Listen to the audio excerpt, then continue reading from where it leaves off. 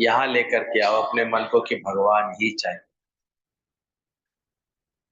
ही से काम नहीं चलेगा। ये तो मन बड़ा शातिर है, बड़ा चतुर है। अभी तक ऐसे ही भक्ति करके आए हैं, ऐसे ही सब करके आए हैं। मांगते, इसीलिए मांगते रहते हैं भगवान से, साइड में अपनी इच्छाएं पूरी करते रहते हैं। लेकिन यहीं पर ये बात समझ में आती है धीरे धीरे, भगवान का विशुद्ध प्रेम उसी को प्राप्त होता है जो अपने को टोटल निरीक्षा बना लेता है। बना पाओगे? तो कोई ना कोई इच्छा आ जाती है। पूछना अपने आप से, इच्छा पूरी हो रही होती है तो खुश हो रहे होते, इच्छा नहीं पूरी हो रही तब भी खुश होते हैं। क्या करते हैं?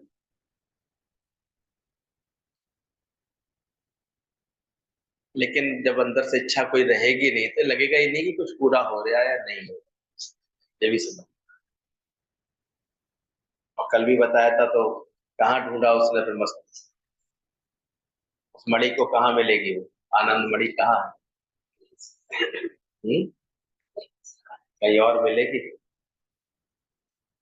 कितनी कितनी बातें गुरु जी ने हम लोगों को समझाई हैं। हम चैतन्य होकर आनंदित हैं तो तृप्त हैं। जो इच्छा वासना रहित है वह मैदान करेगा, वही मैदान में आएगा।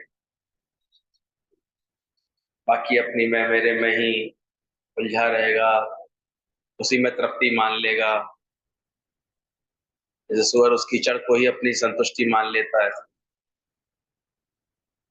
तो फिर बात नहीं।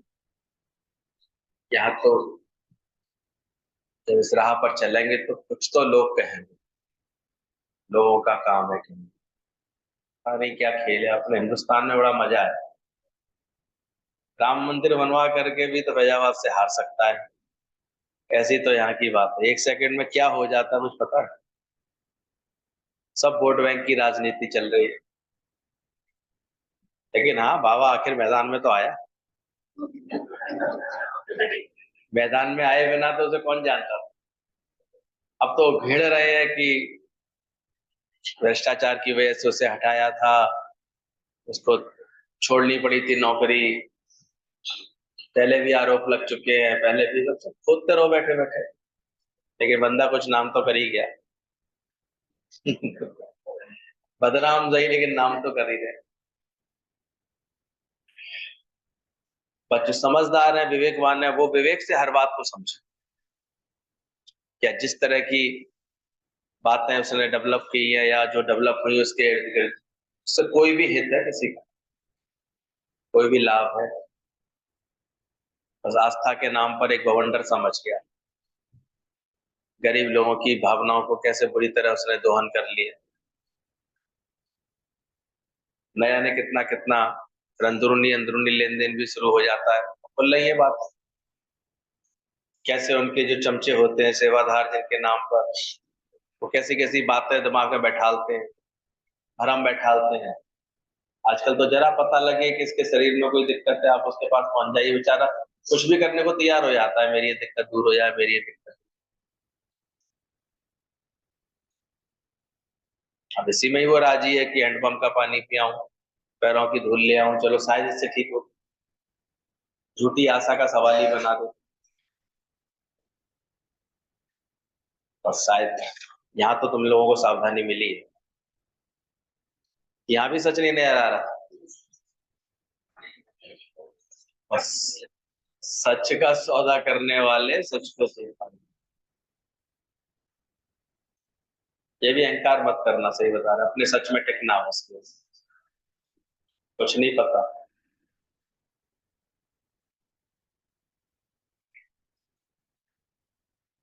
इसलिए बहुत सावधान होकर चलो। दादा कहते थे तेरी गठरी में लागे चोर।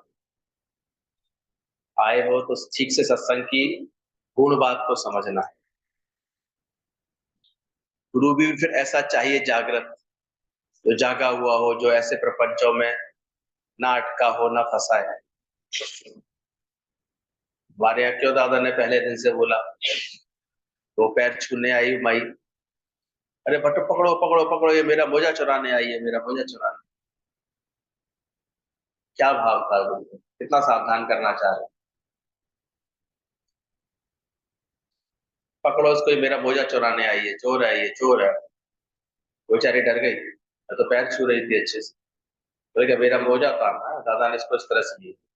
दादा ने कभी झुकना झुकाना उचित समझा ही नहीं। क्या करना है, पैरों में ज्ञान है। श्रद्धा भी एक सही श्रद्धा हो उसकी, सात्विक श्रद्धा बने किसी के अंदर, उसके आत्म स्वरूप के लिए श्रद्धा बने, सत्य के लिए श्रद्धा बने, तो वो श्रद्धा है। बाकी ऐसी श्रद्धाओं का क्या करना जो जबरदस्ती ऐसे बनवा दी जाती है, डाल दी जाती है, ये श्रद्धा थोड़ी होती है। तो अंधश्रद्धा पर बोली। सच्चा गुरु आता है तो हमें सात्विक श्रद्धा अपने स्वरूप के लिए, अपना मूल पहचान समझ मन दर्शन ये है। बाकी तो ये चैनल वाले हैं, थोड़ा पैसा पहुंच जाएगा थोड़े दिनों में तो शांत हो जाएंगे। इन्हें तो कुछ ना कुछ दिखाना, 24 घंटे बस वही खबर है, वही खबर है, बार बार दिमाग बहुत खराब कर दी। नहीं हो लेकिन किसी के अंदर में सत्संग वत्संग को लेकर के अगर कोई, तो और ज्यादा उसके अंदर में ऐसे खराब है। चाहती नहीं है दुनिया, ये कलयुग का प्रभाव है। नहीं चाहती कहीं कोई सत्य कोई बताए नहीं, इसलिए प्राय सत्य अब छुपा सा रहता है। तो संत बन के ऐसे प्रकट भी होते हैं, उनकी मकारियां निकल के आती, आडंबर निकल के आते। फिर हर जगह व्यक्ति दूध का छला छाछी फूक फूक के पीता है, उसमें क्या बात है। इसलिए कितनी सावधानी से हमें चलना चाहिए। हम लोग कितना सावधान इस बात में रखते हैं अपने आप को कि भाई किसी तरह का फालतू व्यवहार ना दिखाई दे। सत्संग सत्संग आओ, दादा ने जैसे ही लोग ज्यादा बढ़े हैं दूसरा सत्संग अपना करो, अलग बैठ, कोई लेना देना, कोई राग नहीं है, कोई द्वेष नहीं, किसी की चर्चा नहीं। कितनी बार हम लोगों ने ये भी तो सुना है, न राजा का कर्म बना, ना ब्राह्मणों के मरने पर खीर खाने से, न रसोइये का कर्म बना, न चील का कर्म बना, न सांप का कर्म बना, तो आखिर कर्म किसका बना। पनिहारिन जो चर्चाएं कर रही थी, तो बिल्कुल सावधान रहना, कहीं ऐसा ना हो वो तो हानि होकर के हो गई और कर्म तुम अपने बना ले जाओ। क्या पता क्यों क्यों सोचना, क्या करना। परमात्मा खुद न्यायकारी है, ये ज्ञान रखना। वो परम इंसाफ करता है, वो हर जगह पूरा इंसाफ करके बैठा है। इंसाफ का मंदिर है ये भगवान का। छुपती थोड़ी है कोई बातें, अति कहीं भी होंगी तो वो कहीं ना कहीं ऐसे प्रकट होके आएंगी, दिखेंगी। इसलिए गुरु मिला है, अगर सत्संग मिला है, ठीक बात समझना और अपने सहज भाव में रहना, ध्यान रखना। हम चैतन्य होकर आनंदित हैं तो तृप्त हैं। अपने को आत्मा जानने के बाद अगर हमारे पास आनंद है, वो ही एकमात्र सच्चा आनंद है, और कोई आनंद सच्चा नहीं। इस भाव वाला जो आनंद है कि मैं देह नहीं हूं, ना ये देह मेरी है, मैं चैतन्य स्वरूप आत्मा हूं, इससे जनित जो आनंद है, इससे प्रकट होकर के जो आनंद हमारे अंदर प्रकट, वो ही कदाचित हमारा सच्चा आनंद है। बाकी तो सब फिर, बाकी तो चढ़ती उतरती है मस्ती, वो हकीकत की मस्ती। कभी पदार्थों से मिल गई, कभी गुरु के निकट आने से मिल गई, कभी और बातों से मिल गई, कभी सत्संग से मिल गई, तो ये भी चढ़ती उतरती मस्ती। आज बड़ा अच्छा लगा, बड़ा अच्छा लगा, तो नेचुरली कभी तुम्हें बुरा भी लगेगा। किसी का बात करना तुम्हें अच्छा लग रहा है, तो किसी का बात करना तुम्हें बुरा भी लगेगा। इसलिए बार बार गुरु हमको आत्मा की समझ देता है, आत्मा में ये द्वैत ना रहे, भेद ना रहे। तो ये बोलो चैतन्य होकर आनंदित है तो तृप्त है, जो इच्छा वासना रहित है वह मुक्त है। भीतर से जानिए कोई दुख परेशानी नहीं आएगी। आनंदित व्यक्ति कभी अकेले नहीं रहेगा। मेरी वही बंधन है जीने की चाह, हम कुछ ना कुछ पाना चाहते हैं। अगली बात ही चल रही थी, जीने की इच्छा है, ये बंधन का कारण है। बुद्ध, महावीर, रामकृष्ण, जनक, ये अष्टावक्र, ये सब भोग देख लिए इन्होंने। संसार में सारे सुख ऐश्वर्य को जब देखा तो समझ गए कि व्यर्थ। एक ये समझ होती है। केवल सुना सुनी तुमने किसी के कहने से व्यर्थ जान लिया तो ध्यान रखना, उसकी वासना नहीं जाएगी, उसकी इच्छा नहीं मिटेगी। जब तक ना देखें अपने निर्णय, जब तक अपने अनुभव में वो बात ना आए, और गुरु का कितना भी तुम सुनते रहो ज्ञान, तो वह लाभ नहीं मिलेगा। पर जब तुमको खुद अपने अनुभव से ऐसा लगेगा कि ये व्यर्थ है, इसमें कहाँ सुख है। हनुमान जी का खुद भक्ति भाव इतना प्रबल था कि उन्हें मोती की माला में कहीं कोई सुख नजर ही नहीं आया, राम दिखे ही नहीं। तो हमारी खुद की समझ ये बने जब जिस दिन कि सुख का स्वरूप है तो वो मेरे परमात्मा का स्वरूप, मेरा ही स्वरूप है, तो अपना मूल पहचानने में लगेगा। नहीं तो सारी दुनिया में आप देखो, लोग झूठी आशा के सवाल ही बने रहते हैं। वो जा रही थी हमारे घर के रिश्तेदार तो हम चले गए, यही मतलब है। वो सुख की आस थी ने। वो कह रहे थे हमसे कि जो हमारे जैसा हो जाएगा, तुम्हारी बीमारी उतर जाएगी, तो हम भी चले गए। झूठी आशा। इसलिए दोष बन रहा है उनके ऊपर कि इस तरह की बातें क्यों प्रचारित करते हैं, क्यों करते हैं। लोगों की भावनाओं से खेलने का क्या मतलब है। ध्यान रखना, यहाँ पर कभी सच्चा गुरु कभी नहीं कहता। वो कहता है तुम जैसे जैसे स्वस्थ हो जाओगे, अपने स्वयं में स्थित हो जाओ, तो इस शरीर का चिंतन ही बंद कर दो, इसका ख्याल ही तुम्हारा चला जाए। वो तुम्हारा आनंद, चैतन्य में तुम्हें आनंद दिखाई दे जिस समय, तो वो सच्चा है आनंद। चैतन्य रूप में हूं, इससे इसका स्वतः वैराग्य हो गया। हमें ये होना चाहिए। जब वैराग्य हो गया तो जीने की चाह भी नहीं रहेगी। इसलिए वैराग्य का संबंध है ज्ञान से। बिना वैराग्य नित्य ज्ञान, नित्य अभ्यास और नित्य वैराग्य।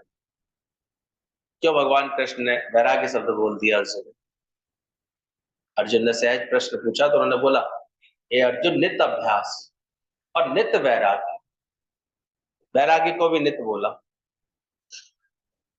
क्योंकि ऐसा नहीं कि आज किसी के मरने पे गए और थोड़ी देर के लिए वैराग्य आया, उसको नहीं बोला। वो नित्य वैराग्य यानी हमेशा बना रहने वाला वैराग्य।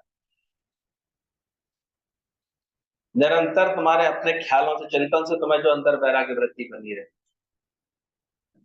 वो लाभ पाता है भगवान। कभी कोई दुख पड़ा, उसमें वैराग्य की बात कर ली, उससे क्या होगा? क्या कहना चाह रहे हो? हम्म। बोला जिसको वैराग्य होगा उसी को भी जीने की इच्छा धीरे धीरे छीन हो गई। बिल्कुल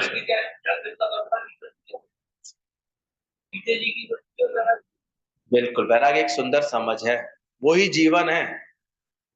और हम अभी तक इसको इसी तरह से बोलेंगे ना, वैराग्य माने जीते जी की मृत्यु। वैराग्य ही जीवन है, बाकी मौत की तरफ तो बढ़ ही रहे हो। ऐसा सोचो, जीवन का सच्चा सुख पाया ही वैराग्यवान ने। बाकी दुनिया तो केवल छिलकों पर मचल रही है। मौत नहीं है, वो वही जीवन है। वही शाश्वतता है जीवन की, ऐसी वही सत्य है।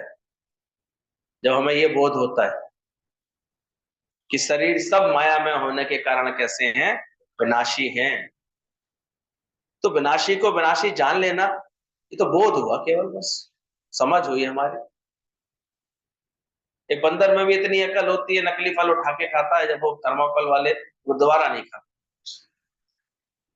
मनुष्य की तो और ही बुरी स्थिति है, वो तो बार बार आकर्षित होता, बार बार आकर्षित। एक विनिश से एक स्थिर कर मानो, एक विनाश को प्राप्त हो रहा है, दूसरा उसको स्थिर कर। इसकी विडंबना यही है। पिताजी चले गए, सब छोड़ गए, बच्चा अब उसको सबको सत्य मान सोचता है, ये मुझे करना है, मुझे देखना है, मुझे करना है, मुझे देखना है। फिर अहंकार की बड़ी बड़ी डींगे हाँकता रहता है। एक दिन वो भी चुपचाप खिसक लेता है, क्योंकि चाहे है करते लोग रह आते हैं, देखो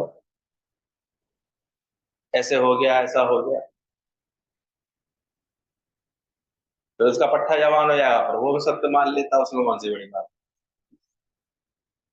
एक बिन से सत्कर्मा नहीं।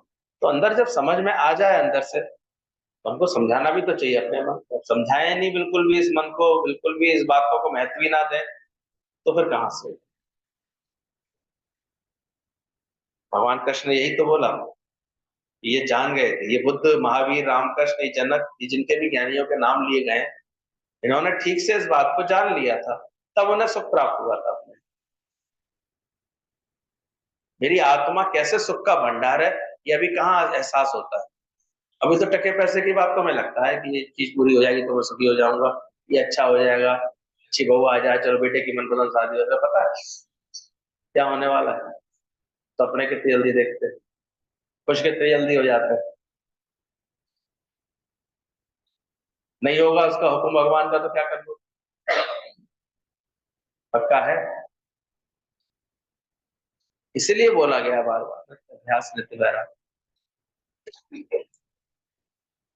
इसलिए जहां अगर वैराग्य वृत्ति ना मिले, हमको नहीं बने, तो फिर वहां पर, वो यहाँ पर सत्संग का अभ्यास ही नहीं है। इसका मतलब कैसा अभ्यास है? और सत्संग के लिए करना क्या है? अबे जितवल देखो, उज्ज्वल प्यारा है, और जो दिखे सकल विनाशी। अब दोनों का तालमेल सही बैठ जाए अंदर, दोनों बातें बोली गई। जो दिखे सकल विनाशी, और जितवल देखो उतवल प्यारा। यानी जब तक इस विनाशशील जगत को नहीं जान लोगे, तो वो प्यारा कहाँ दिखेगा? कैसे दिखेगा वो प्यारा? जब ये सत्य हम जान लेंगे ठीक से कि जितवल देखो, जो दिखे सकल विनाशी, तभी समझना वो प्यारा नजर आ रहा, नहीं तो नहीं आ रहा। कूड़ राजा, कूड़ प्रजा, कूड़ सब संसार, पहले ये समझा है। पीछे नानक ने अपने मन को ये बोला कि आद सत्य जुगाद सत्य नानक हो से। इसलिए अभ्यास पूरा सही करना। कभी कभी भ्रमित होकर के ये अभ्यास जल्दी कर लेते हैं, ये भी भगवान है, ये भी भगवान है। भगवान को भगवान कब? सारा जगत प्यारा किसको सही मायने में होगा? सारे जगत में उतबल देखूं, उतबल प्यारा, मतलब प्यारा उसे कब दिख रहा है? वो आत्मा, कब आत्मा है प्यारी ना संतों को तो। वो आत्मा प्यारी, आत्मा प्यारा ब्रह्म रूप उसे कब दिखेगा? जो दिखे सकल विनाशी है क्या? लकड़ी की लाओगे वो भी घुन लगेगी, शीशे के लाओगे वो भी टूटेगी, और पत्थर के लाओगे वो भी एक दिन झटकेगी। बना लो, किस किस की चीजें बना लोगे, क्या क्या बना लो।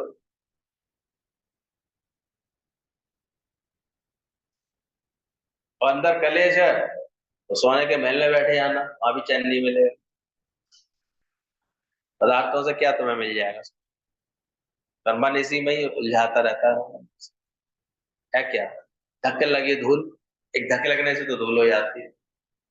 वैसे भी आधी दुनिया चाइना के सामान से पटी पड़ी है। चले तो चांद तक, नहीं तो रात तक की गारंटी नहीं। इन चीजों की तो खेल बना पड़ा। ग्लैमर, दिखावा, मार्केटिंग, बस ये रह गया है। आजकल मार्केटिंग के बिजनेस चलते हैं, शो बिजनेस चलते हैं, दिखावे के बिजनेस चलते हैं। देख नहीं रहे रईसजादे की शादी हो रही है, कितने रईसजादे आगे की कल्पना कर रहे हैं, ऐसे हम भी करेंगे, ऐसे क्रूज बजाएंगे, फॉरेन में करेंगे, ये करेंगे। ये है, ये बिजनेस है, बेचा जाता है। ये स्क्रीन दे दी गई है सबके हाथों पे देखने के लिए। क्या होता है? देखते देखते सत्य लगता है। तभी तो इन्हीं सब चीजों में उलझे रहते हैं, आदमी कोई अच्छा चिंतन कर ही नहीं पाता। आजकल तो सारे समय मोबाइल से देखेगा, उसकी रील्स देखेगा, उसी में ही खोया रहेगा, उसी में ही मनोरंजन ढूंढ लेगा अपने मन का साथ। इसलिए वो खुश भी है, ऐसा नहीं है, उसे रंज बड़ी जल्दी वो हटा देता। पहले ये सब साधन नहीं थे, तो बहुत दिनों तक वो घटना है, बात उसको प्रभावित करती थी उसके जीवन में। अभी देखो, तीसरा दिन काटना मुश्किल होता है गमी होने के बाद। कहता है कब ये सब हटे,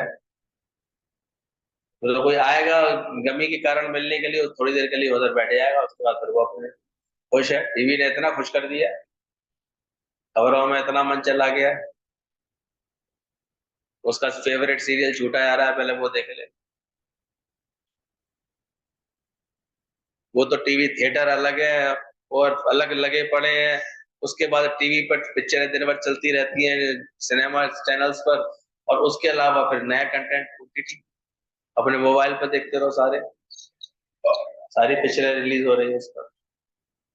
क्या नहीं आता? तो वही दुनिया मुट्ठी में कि नहीं हो गई अभी तक?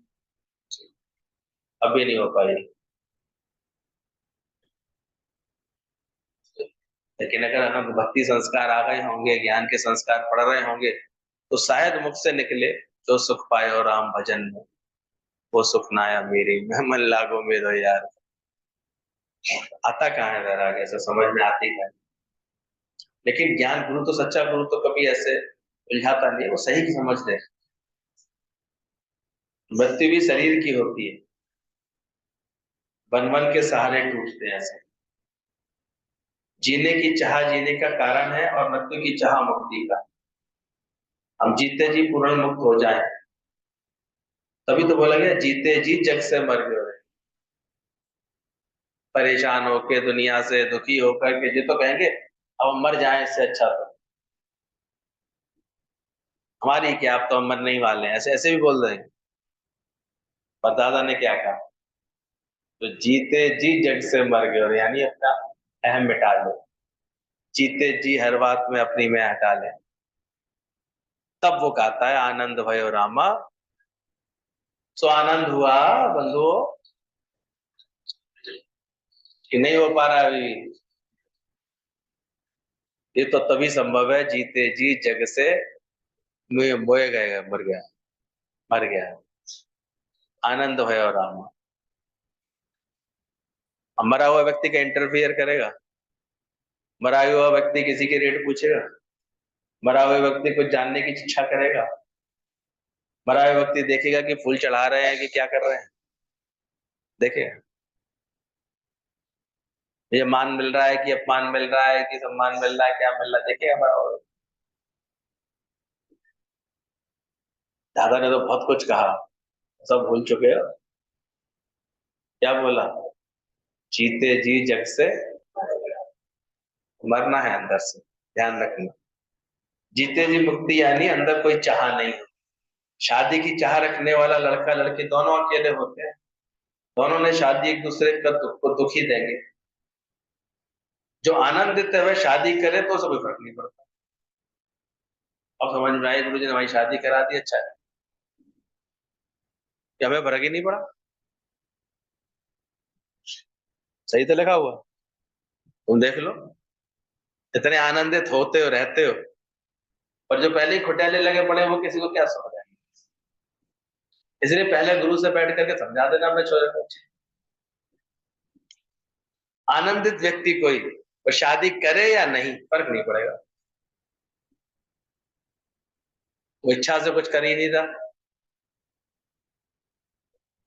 पहले ये तो कला सीखी नहीं अभी तक। सब गुरु जी आप बता दीजिए, हमें विश्वास है आप जो कहेंगे सही होगा, अभी पहले ज्ञान समझ ले, वो समझ। वो बच्चों को नहीं समझाएंगे, बाकी तो क्या खोटेले रह जाएंगे, परेशानी होंगे, दुखी होंगे। बोला दोनों दोनों एक दूसरे को दुखी देंगे और क्या करेंगे? शादी की इच्छा रखने, इच्छा से शादी कर रहे हैं तो क्या करेंगे? उनकी इच्छा पूरी होगी? मल्टीप्लाई होगी बल्कि। वो मांग भरती थोड़ी कम वक्त होगी, मांग बढ़े आती है। और देखो आजकल तो बड़ी मुसीबत हो गई। पहले तो कुछ नहीं पता होता था, आजकल तो हर चीज पता कर लेते हैं। कितनी तनख्वाह है, क्या रहता है, कैसे रहेगा, कैसे करेगा, कितना खर्च कर सकता है, और सब उन्हें आइडिया। तुम क्या आज के लड़कियां गंवा रही है कोई? उन्हें पता नहीं है। उन्हें पता नहीं है कि एक फ्लैट भी लेना पड़ेगा तो 25-30 हजार तो किराए के जाएंगे। उन्हें पता नहीं है गाड़ी मेंटेन करी तो ईएमआई आएगी 15 हजार की, 10 हजार की। उन्हें पता नहीं है घर में 2 एसी लगवा लिए तो 10 हजार का खर्चा बढ़ जाएगा, 5 हजार का खर्चा बढ़ जाएगा। और सुख चाह रहे चाहिए, प्रकृति ऐसी ढल गई है कि हर वक्त सुख चाहिए। नेक असुविधा दी के तो आदमी लेके आता है, बिल्कुल। आदतें ऐसी पड़ गई हैं कि सुबह थोड़ा काम कर लिया तो शाम को मॉल में घुस गए तो 2-4 हजार कहाँ गए पता नहीं। क्या करोगे? तो कह रहे काय को कर रहे हो, शादी से बाद दुखी होने के लिए इसमें दुखी तो होना है ना। इच्छा वाला मन कैसा रहेगा? दुखी होगा। हाँ, आनंदित है जो, जिसने पहले गुरु से ही सच्चा आनंद ले लिया अपने चैतन्य का, फिर वो चाहे करे चाहे नहीं करे, वो दोनों में सुखी रहे। अगर में आ रहा है सत्संग, वो आनंदित रूप से रहेगा, उससे कोई फर्क नहीं पड़ेगा। यानी अपने आनंद में, अपनी मस्ती में रहता है। यदि आपके भीतर चाह नहीं है तो आप, तो हमारी खुशी का, हमारे आनंद का संबंध हमारी चाहना से है, ना कि दुनिया से।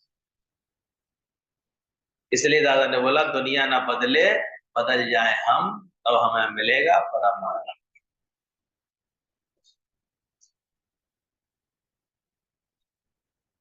पानी भी रोज सत्संग सुनने चला आता है।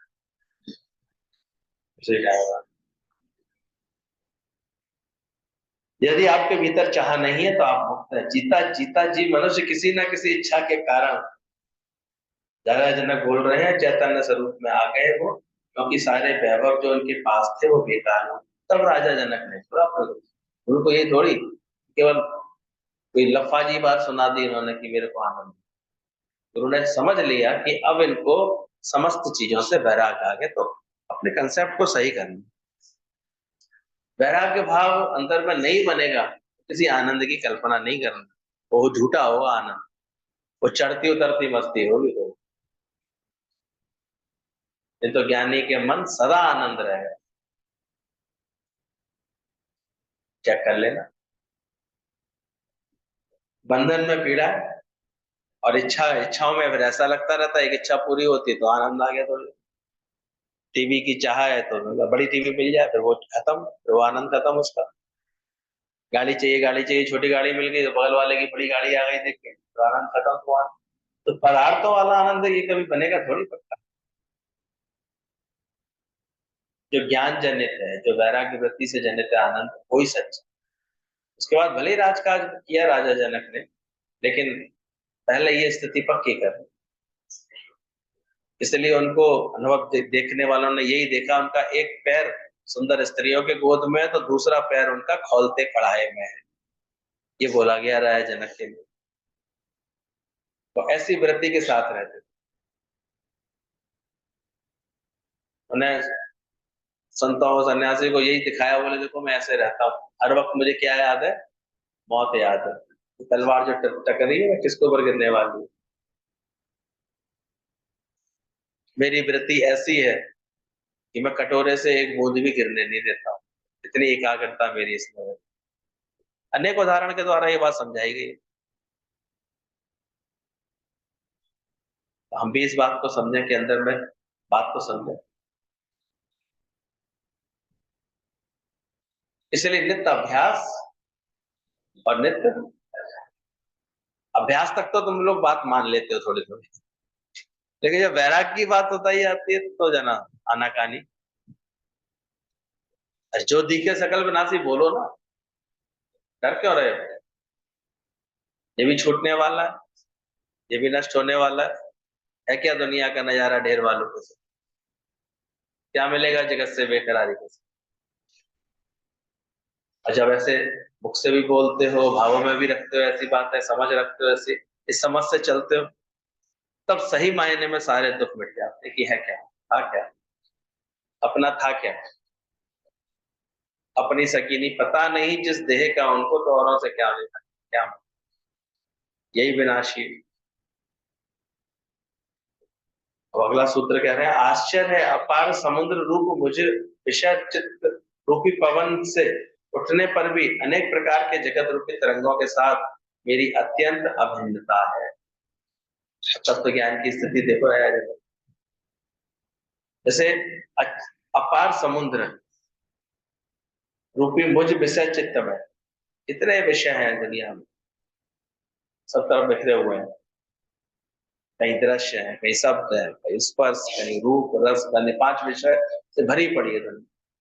संसार से सागर लबालब है ना, ऐसे सब विषयों से विषय रूप इस अपार समुद्र में। अब कैसे पवन रूपी, बहुत ही दार्शनिक बात है, समझने की है।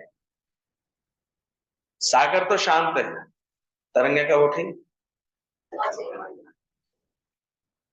तो वास्तव में एक बार गुरु और शिष्य जा रहे थे, तो एक झंडा हिल रहा था। उन्होंने कहा बताओ ये क्या हिल रहा है? तो गुरु झंडा हिल रहा है। बोले झंडा कहाँ हिल रहा है? उसका तो झंडा तो स्थिर है। बोले हाँ गुरु जी, वो ऊपर का पर्दा हिल रहा है, लाल लाल कपड़ा जो है वो हिल। बोले वो हिल रहा है या हवा हिल रही है?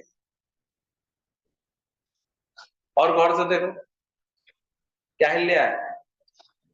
बोले हाँ गुरु जी, हवा चल रही। हवा के कारण वो कपड़ा हिल रहा है, झंडा थोड़ी हिल रहा है।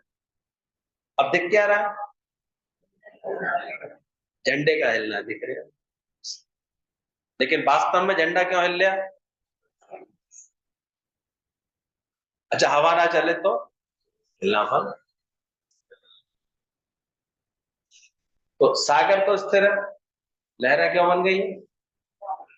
हवा के कारण, हवा के दबाव के कारण, हवा की वजह से, हवा के प्रभाव के कारण लहरें बन गई। तो ऐसे ही शरीर में उत्पन्न होने वाली सारी गतिविधियों को ज्ञानी क्या जानता है? ये हवा के कारण। तभी बोला चित्त रूपी पवन। फिर से सही शब्द समझना, विषय रूपी संसार में चित्त रूपी पवन। हवा कैसी है? चित्त। अब चित्त में है अगर उथल पुथल, चित्त में अगर स्थिरता नहीं है, शून्यता नहीं आई है, तो ये कपड़ा हिलेगा ही हिलेगा, लहरें उठेंगी उठेंगी, ख्याल चलेंगे ही चलेंगे, चित्त की चेतना से अंदर में ख्याल उठेंगे, फुर्रे उठेंगे। तो चित्त रूपी पवन के उठने पर भी अनेक प्रकार को जगत रूपी तरंगों के साथ मेरी अत्यंत अभिन्नता है। यानी मैं जो आत्म तत्व हूँ, इस पूरी प्रक्रिया को जानने वाला हूं, मैं भिन्न हूं, मैं अलग हूं। यानी जो विषय है, सारे संसार रूपी विषय, और जो चित्त रूपी पवन के कारण ये हिलता हुआ प्रतीत होता है, शरीर क्रियाएं करता हुआ देखिए दिखता है मेरा, पर मैं अलग हूं। इस बोध को प्राप्त किया, और इस पर उन्होंने बोला आश्चर्य है, मतलब मैं अब तक ये बात नहीं समझ रहा था, अब समझ में आया। उन्होंने आश्चर्य से ये बात बोली। समुद्र शांत होता, समुद्र की लहरें हवा के कारण उठती। जब मैं आत्मिक स्वरूप हूँ, साक्षी स्वरूप हूँ, शांत स्वरूप हूँ, समुद्र होता है, लहरें उठती हैं। जब हवा चलती है तो हमें पता लगता है कि झील हिल रही है, समुद्र हिल रहा है, ये हवा के कारण प्रतीत होता है। आत्मिक भाव में नहीं रहते हम लोग। ये समुद्र हिला, झील हिली, समुद्र हिल जाएगा तो तहस नहस कर दे, वह तो अपनी जगह है। इसलिए जितनी भी जो ये क्रिया होती है, चित्त अंदर में भाव उठते हैं, ये सब वो चित्त रूपी पवन के कारण। कभी कभी देखो अचानक ही आप किसी ऐसी दुकान के या होटल के सामने से गुजरे, अचानक चित्त में वरना हुआ और आपको क्या लगने लगी? भूख लगने लगी। खा लें चलो, बहुत दिन से नहीं खाई ये चीज। और कभी अचानक हमने खाने की चीजें हैं और मूड ठीक नहीं है, कोई कारण ऐसा हो गया, बिल्कुल भूख, बिल्कुल भूख नहीं, कहाँ ही भूख। तो भूख भी किससे उठी? ये लहर चित्त में आई कैसे? ज्ञानी बैठ करके लहरों का आनंद लेता है बस। वो इतना अपने को अभिन्न जानता है। ये सब फुरने उठते हैं, खेल हो रहा है, खेल था, खेल डाला। वो अटक नहीं रहा, ना इनको सत्य समझ रहा, ना इनमें से किसी बात को सुख मान रहा। ये तो सहज है। थकने के बाद चित्त में संकल्प उठना कि अब आराम कर लें, आराम कर ले। थोड़ी देर आराम करने के बाद से संकल्प आता है चलो कुछ करें, कुछ कर लेता है। ये लहर है इसकी, एक चित्त रूपी पवन। तो ध्यान देना, हमें लगता है हमें भूख लगी है, हमें प्यास लगी है, पर भूख प्यास देह को लगती है, हमें नहीं। इसलिए बार बार गुरु व्यवहार करा, ये इसका धर्म है। अपना धर्म क्यों मान लेते हो? तो बोला झंडा नहीं हिल रहा है, चित्त की हलचल हो रही है। आप अपने को हर समय स्थिर मान करके रखिए। ज्ञान से ये बात समझ में आ जाती है, जैसे समुद्र स्थिर है, झंडा स्थिर है, ऐसे ही ज्ञानी भी स्थिर है, शांत है। उसे भी भूख लगी, प्यास लगी, दर्द हुआ, पर ज्ञानी इन सबको देखने वाला है। इन अनेक प्रकार की तरंगों से मैं भिन्न, अपने को अभिन्न जानता, अलग हूं। ये मेरे में नहीं हो रहा। बहुत अभ्यास इसका करते, दीर्घ काल का अभ्यास, संगता आती आती है, सुनते सुनते, समझते समझते, पहले सही श्रवण हो जाए, सही मनन हो जाए, बार बार इसका बोध रहे अंदर, किससे हो है की बात। और है ये सारा खेल उससे अलग है। तुम ब्रह्म बस ये महसूस करते हो कि मैंने खाया, दादा ने सही बात बता दी। ओ फूल, आई फीड माई हॉर्स। तो कह रहा था आप भी तो खा रहे हैं। दादा ने बोला ओ फूल, अरे मूर्ख, मैं खाता नहीं हूं, खिलाता हूं। I feed my horse. बेवकूफ, तुझे लगता है कि पेट्रोल क्या ड्राइवर ने पिया, उसने गाड़ी में डाला। गाड़ी अलग है, ड्राइवर अलग है। मैं ड्राइवर, गाड़ी को चलाने वाला। ये समझ है ज्ञान। तो जैसे संबंध स्थिर है, क्रोध आया, ये किसने जाना? ये भी तुमने जाना ना। अब चित्त में जिसके अभी अंदर में स्थिरता है, तो अनेक तरंगे आती हैं। इसलिए ज्ञान एक ही है, चित्त वृत्ति निरोध। योग क्या है? योग किसे बोलते हैं? जहां हमारी समस्त चित्त वृत्तियां को निरोध मिलने लगे। सारे ज्ञान का अभ्यास का क्या तात्पर्य? कि अब आपका चित्त स्थिरता को पाए, शांति को पाए, शून्यता को पाए, स्थिर होता चला जाए। अब जितना ये स्थिर हो जाएगा, जिस दिन कहते हैं आज आज हवा नहीं चल रही, समुद्र बिल्कुल शांत होता है, कोई झंडा लगा हुआ है लेकिन हिल भी नहीं रहा, पत्ता एक भी हिल नहीं रहा। ऐसे ज्ञानवान का चित्त बिल्कुल शांत होता है, उसको कोई बात आती नहीं। उसने उसको ऐसे थाम लिया है अंदर से। तो अंदर देखो क्रोध आता है, किसने जाना क्रोध आया? वो साक्षी तो मैं हूं, तो ये जानता है। मुझे बहुत दुख हुआ, ये सब भी कहने वाला कौन है? कोई है जो अंदर जानता है उसको, वो ही इसको कंट्रोल कर सकता है। सच्चे गुरु ने क्या प्रैक्टिस कराई उसको? अच्छा क्रोध आता है, कोई बात नहीं, ले बेटा, जितनी बार क्रोध आए ना, कील गाड़ दिया करिए। तो लड़की बोलती है मुझे बहुत क्रोध आता है, बहुत गुस्सा आता है। तो गुरु ने क्या कहा? जब क्रोध आए ना तो कील गाड़ाया करिए। तो ठीक है गुरु जी, कर दोगे। लेकिन मुझे बता ना कितनी कीलें गाड़ी आज दिन भर में? वो आती थी शुरू शुरू में तो कहती थी गुरु जी आज 5 गाड़ दी, किसी बोले 4 गाड़ दी हैं, किसी बोले आज तो 10 गाड़ दी, आज तो पूरे दिन मूड ऑफ रहा, कभी इस पे गुस्सा किया, कभी उस पे गुस्सा किया। गुरु जी कहते कोई बात नहीं। बोले तू सत्संग अच्छा लग रहा है तेरे को? बोले हाँ सत्संग तो बहुत अच्छा है। बोले कभी कभी ऐसा भी तो होता होगा कि क्रोध आने का कारण होता होगा, लेकिन तू रोक लेती होगी। बोले हाँ गुरु जी, अब तो ऐसा भी हो रहा है। तो बोले अब ऐसा किया कर, किलो उखाड़ लिया कर। जब क्रोध निकल जाए तेरा अंदर से, तो कील गाड़ दिया कर, और जब तू क्रोध को रोक पाए तो कील को उखाड़ दिया कर। अब वो इस खेल में लग गई। अब क्रोध आता तो गाड़ देती, और जब क्रोध को रोक लेती तो कील को उखाड़ लेती। अब वो बताती रोज थी, लेकिन गुरु के पास उद्धार भी उन्हीं का होता है जो अपने मन को रोज बेचते हैं। मन बेचे सतगुरु के पास, अपनी बात गुरु को सारा मैसेज लिख के भेजते थे कि आज मैंने चाल गाली, आज गुरु जी 2 उखाड़ दी, आज तो गुरु जी 4 उखाड़ ली मैंने। और फिर उसमें से खुशी मिलती थी। गुरु समझते आ रहे थे इसका मन अब सत्ता जा रहा है। एक दिन तो बड़ी खुशी से आई, गुरु जी आज तो एक भी नहीं गाड़ी, आज तो केवल उखाड़ी है मैंने। ये बोले शाबाश, लगी रहे बेटे काम में, तो इस काम में लगी रहे। कुछ समय बीता, कुछ समय बाद तो बड़ी उछलती हुई आई, गुरु जी सारी की सारी उखाड़ दी है मैंने, अब एक भी नहीं बची दीवार पे कील। अब तो मैं अच्छे से क्रोध रोकना सीख गई हूँ, अच्छे से इस मन को ठीक रखना सीख गई।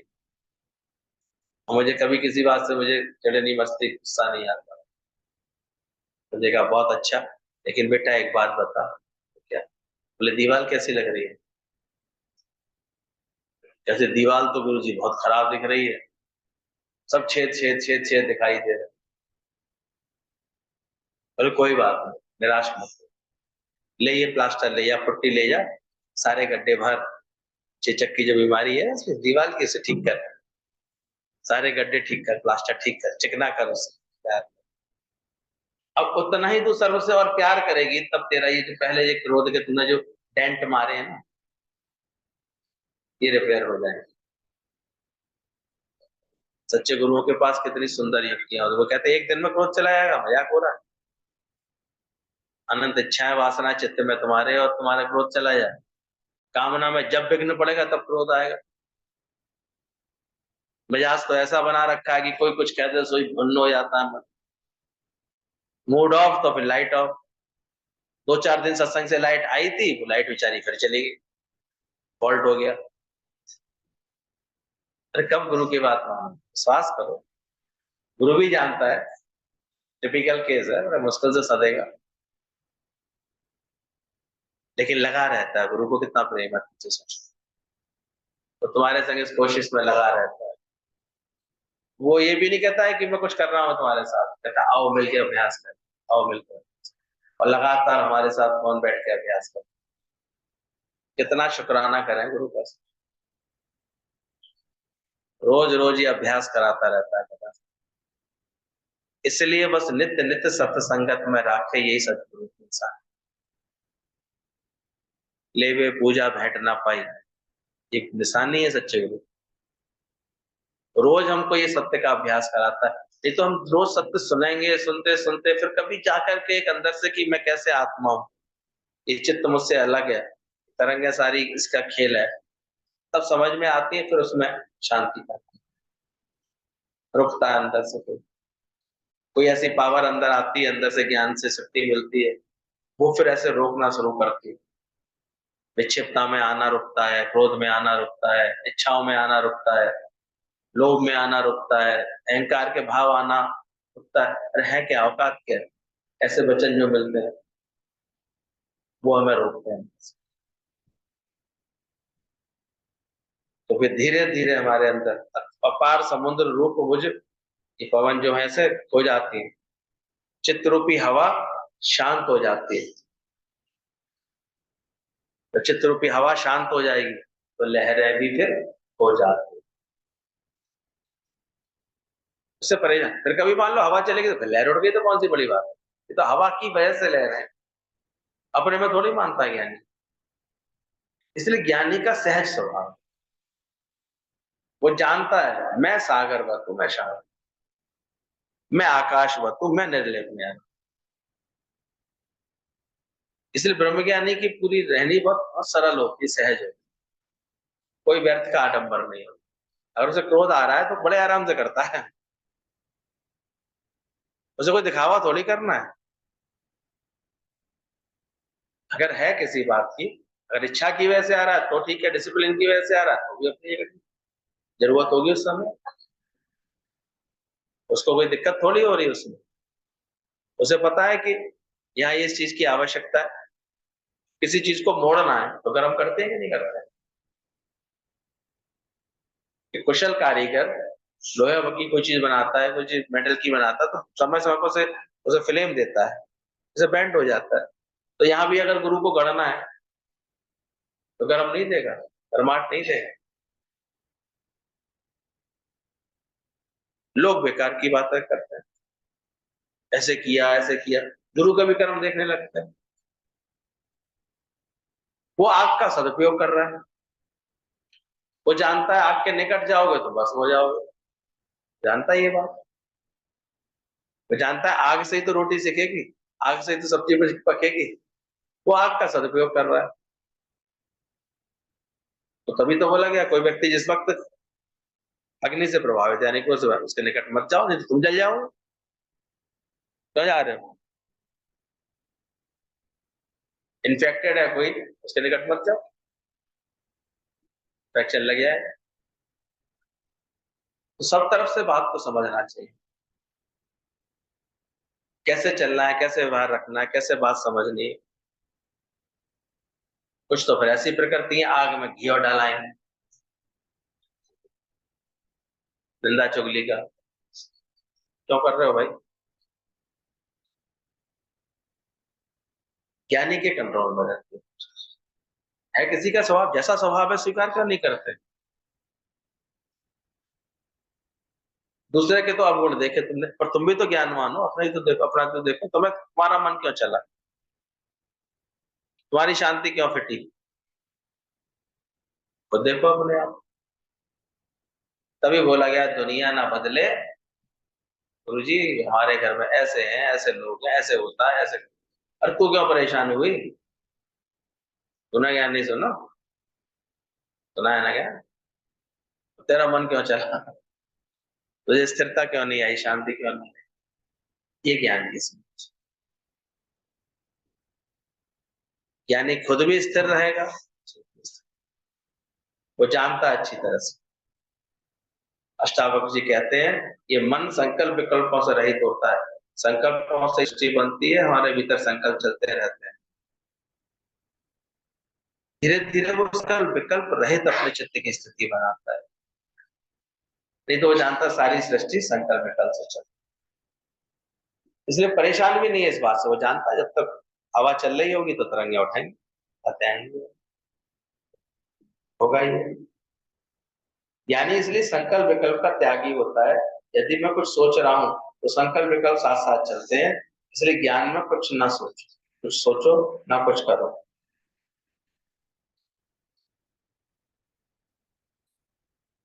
एक गुरु के पास एक यंग लड़का आया, बोला इस मार्ग पर चलने के लिए क्या करें, क्या ध्यान करें, क्या मंत्र जपें, क्या मैं अभ्यास करूं? गुरु सच्चा था। अब सच्चा गुरु तो सही बात जानता है, करने की तो उसमें कुछ आवश्यकता है ही। क्या करेगा? ना करने का अभ्यास है सारा ये। पर दुनिया में सब यही सीख के आते हैं, कुछ करें कुछ करें, कुछ बता दे कोई गुरु, कोई उपाय बता दे, कोई धूल चपटी दे दे, कोई ऐसी बात दे दे, कोई आशीर्वाद दे दे। ऐसे बाबाओं की इसलिए बन पड़ी है, क्योंकि तुम्हें कुछ करना। हमारे सत्संग में कभी कभी आके लोग उलझ जाते हैं, तो कुछ करना तो कुछ है ही नहीं। यहाँ की भाषा बड़ी मुश्किल समझ में आती है, ना करने में समाया राज बड़ा। कि गुरु का काम है वो तुम्हारा पूरा देह ध्यास हटाना चाहता है, जिसमें ये करता भाव है कि मैं कुछ करूं, हटा दे, हटा दे अपनी हस्ती। तो वो लड़का बार बार पूछ रहा था। गुरु बोले मैं भैया मैं मंत्र नहीं देता हूँ, मेरे साथ रहेगा तो खुद ब खुद सीख जाएगा। अब वो लड़का पीछे पड़ गया, क्योंकि उसे करने का कुछ तो बताइए, क्या करूं गुरु जी, मैं क्या करूं, क्या करूं? इसलिए सच्चे गुरु के पास थोड़ी बहुत शुरू शुरू में बता दिया, ये कर लो तुम, ये कर लो तुम, ये कर लो, क्योंकि तुम्हारा करने का स्वभाव है, शांति से बैठ तो पाओगे, तो ये कर लो, बता देते हैं वो ऐसे। बाकी सच में ज्ञान के लिए, परमात्मा पाने के लिए करना क्या है? क्योंकि मुंह को कहाँ ढूंढे रे बंदे, मैं तो तेरे पास, खोजेगा तो खोर देगा। इसलिए ना करने में, ना बनने में समाया राज बड़ा। कुछ बनता है ना कुछ करता है, डू नथिंग बी नथिंग।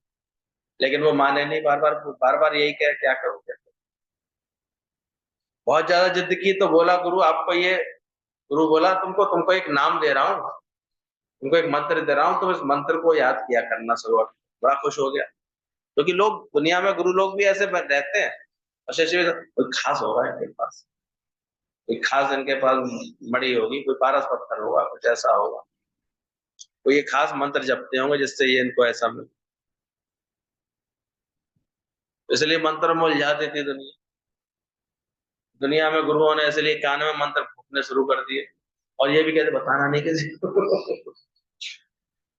उससे से उनका पक्का चेला बन गया। गुरु जी ने वही मंत्र दिया है, और मंत्र साधना में लग जा तो बस, अब मंत्र जिस दिन सद गया बस तेरे सारे कष्ट हट जाए, सारी बातें हट जाए।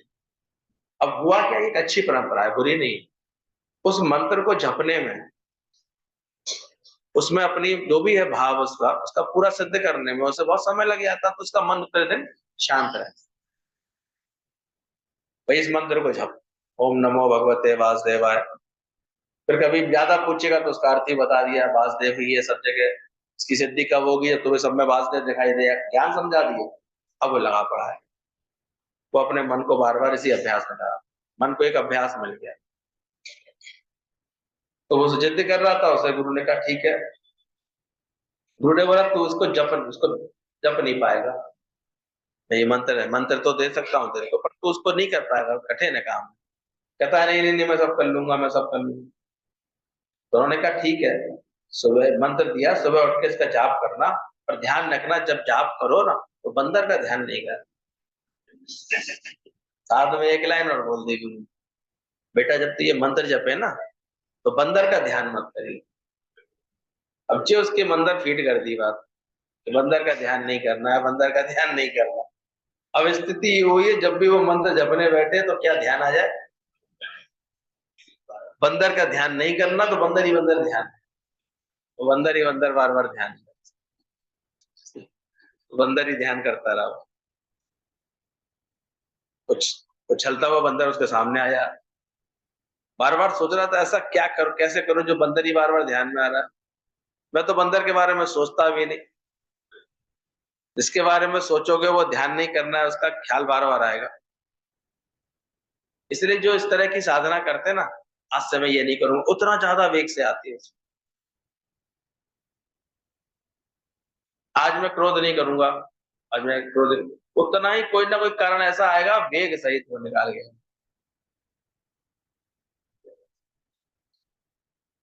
ये खेल है, लॉ ऑफ अट्रैक्शन है ये।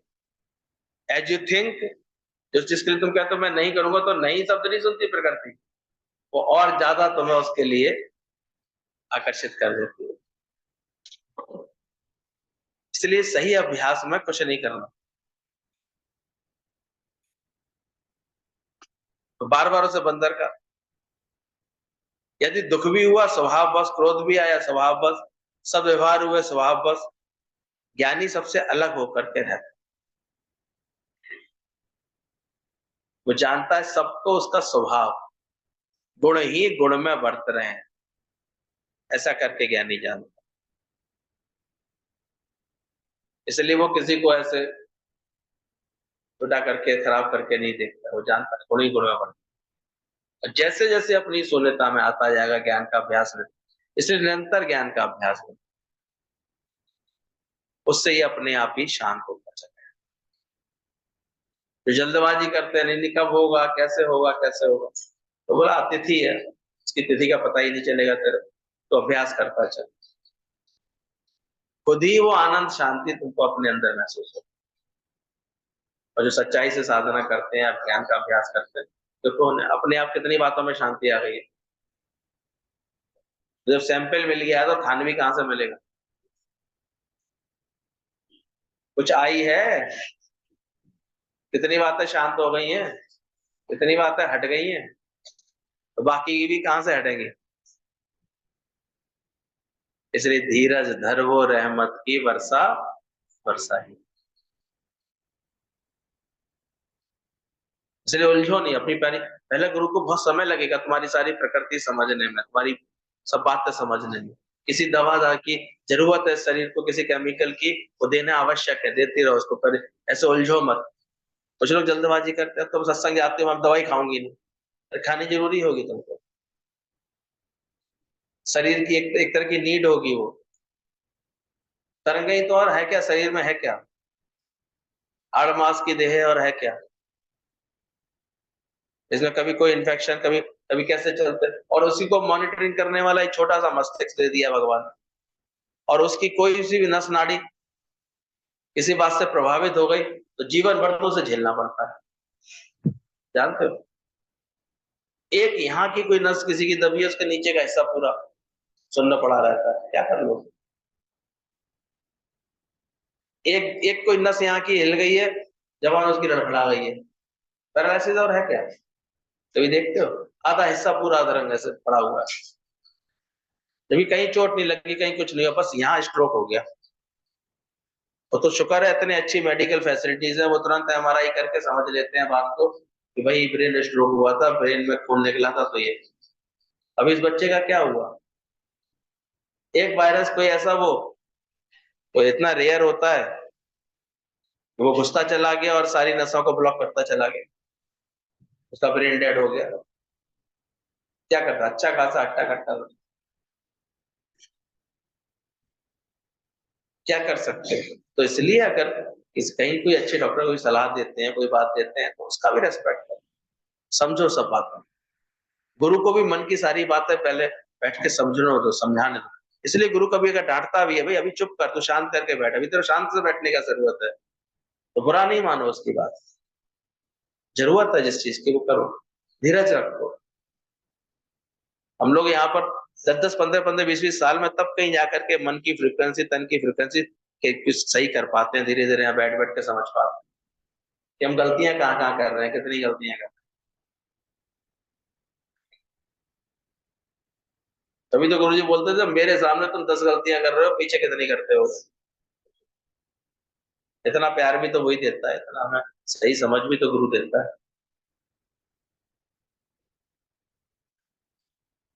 इसलिए उलझो नहीं, इसमें उलझो, अधीरज भी नहीं बनो, पूरा विश्वास रख के, धीरज रख के। पूरी तो बात समझा रहा है गुरु, पकड़ना कहाँ से तुम्हें है, थी चाह मन में, इसलिए फंस गए।